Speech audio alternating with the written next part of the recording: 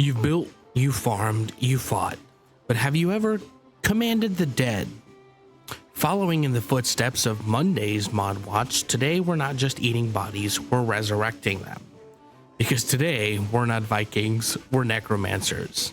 I thought about covering this mod for a Halloween special Mod Watch, but figured I might as well actually put a bit of effort in here. This is Cheb's Necromancy, one of the most ambitious and darkly magical mods Valheim has ever seen. Hello all, I'm Atlas and welcome back to Mod Watch, the series where we shine a spotlight on the wildest, weirdest, and most wonderful mods out there in the gaming universe. Today we're going full Undead Overlord with a mod that turns your Viking settlement into a gothic fortress teeming with skeletons, draugr, and spirits. This is Cheb's Necromancy, a full-scale reimagining of how power, labor, and loyalty work in Valheim. So what exactly is Cheb's Necromancy? At its core, it adds true necromancy gameplay. You can craft dark artifacts, raise undead minions, and build magical pylons that automate your entire base. And the best part, it's all integrated into Valheim's world naturally with its own skill system, crafting tiers, and balance options. Almost everything in this mod is configurable, from minion stats and cost to PvP rules and cosmetic tweaks. If you want your skeleton army to be fragile cannon fodder, or maybe unstoppable warriors forged from iron and dark runes, you can decide.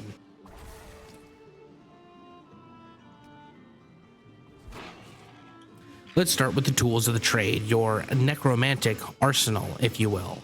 Craftable at the workbench and the forge, these grim instruments grant you command over the dead. The skeleton wand for summoning skeleton warriors, archers, miners, and woodcutters.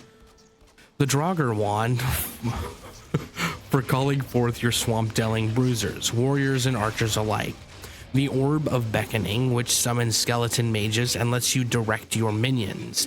You can even throw it onto enemies to mark them as targets. Your army will chase them down until they're dust. The spectral shroud, a ghostly cloak that boosts your necromancy level and literally attracts spirits.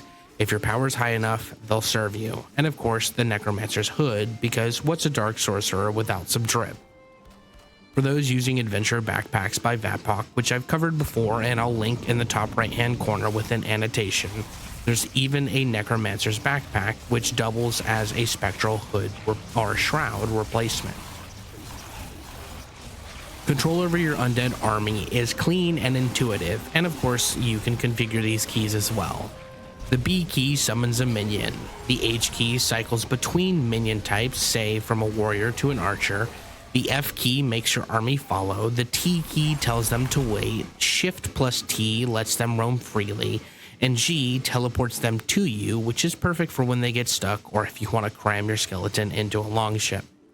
They won't trap you, block doors, or wreck your builds. Cheb made sure that they ignore collisions with players and can't damage your structures. And yes, each necromancer's creations are bound to their master. No one else can command your minions in multiplayer.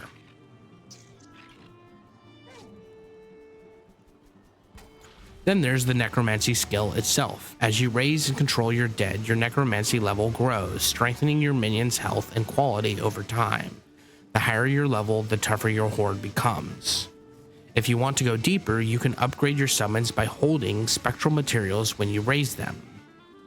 Hold shift to consume these crafting resources and empower your minions. Boar scraps, deer hide, scale hide for leather armor. Troll hide, wolf pelt, or lox pelt each grant stronger armor tiers. Bronze, iron, black metal for heavy armored undead. Or if you mix in guck, surtling cores, flint, and hard antlers to create poison skeletons, mages, lumberjacks, and miners. It's a full undead progression system, and yes, you can have a skeleton workforce mining ore, chopping wood, or tending fields while you explore the world.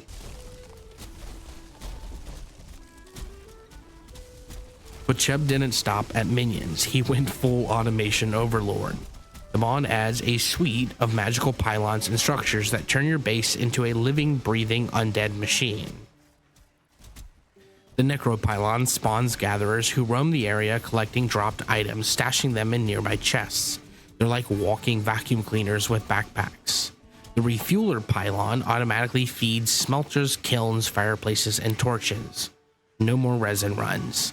The Bat Beacon and Spirit Pylon spawn flying defenders that protect your base from raids. The Farming Pylon harvests crops automatically. Combine it with the Seed Totem mod to replant seeds automatically, giving you a fully automated farm. The Repair Pylon consumes resin to repair structures in range. The Treasure Pylon organizes your loot, or at the very least it tries to. It's a bit chaotic, but charmingly so. And finally, the Phylactery, your personal death insurance. When you die, it consumes a dragon egg to resurrect you at its location. If it runs out of dragon eggs, well, let's just say your next respawn will be a little bit more traditional.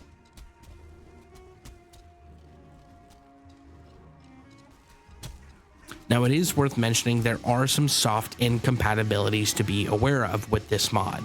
Slope Combat Fix can interfere with worker minion aiming, though Cheb notes it's pretty minor. Ward is Love might mistake your workers for enemies, so you'll want better wards instead. Both of those mods I have also covered. Item drawers can confuse your gatherers. They'll try to pull items out of the drawers instead of collecting from the ground. Nothing game breaking, but just quirks worth noting before you unleash your undead empire.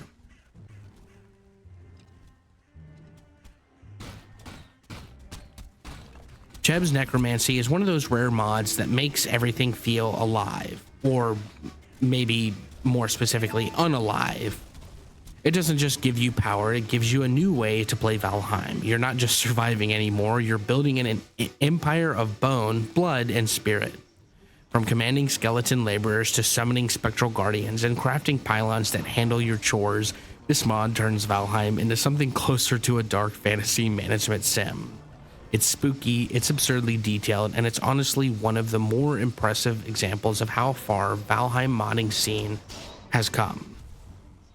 If you ever wanted to trade your hammer for a wand, your workforce for an army, and your meat hall for a necropolis, Cheb's Necromancy is definitely the mod for you. You'll find a link to Cheb's Necromancy in the description, along with links to the wiki and supporting mods. If you enjoyed this showcase, hit the like button. It lets me know that I'm on the right track. If you want to see more mod coverage or creative content from across the gaming multiverse, subscribe, ring the bell, and never miss another video. If you want to support the channel directly, consider becoming a channel member. Every bit helps keep Mod Watch going strong. If you don't have any money to support me, that's also okay. On screen now is the new YouTube hype feature on mobile. If you have the time, hype the video on mobile, as it helps me push my content out to a wider audience. And hey, if you want to chat mods, get sneak previews, or hang out with other modding fans, my Discord link is down in the description. You guys are always welcome. I'm Atlas, this has been Mod Watch. I will see you guys real soon.